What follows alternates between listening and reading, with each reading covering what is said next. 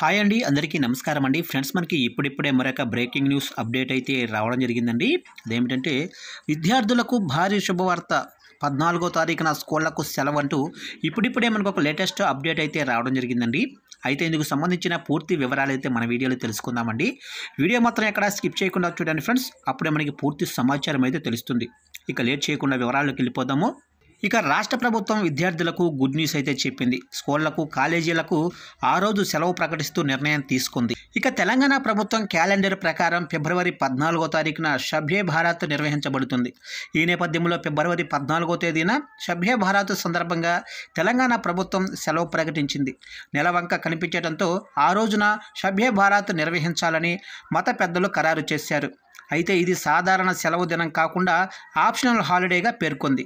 ఫిబ్రవరి 14వ తారీఖున కొన్ని పాఠశాలలకు సెలవుండగా మరికొన్ని మైనారిటీ స్కూళ్లు మరుసటి రోజు సెలవు పాటిస్తాయి. దీంతోపాటు ప్రభుత్వ ఉద్యోగులకు ఆప్షనల్ హాలిడే వర్తించనుంది.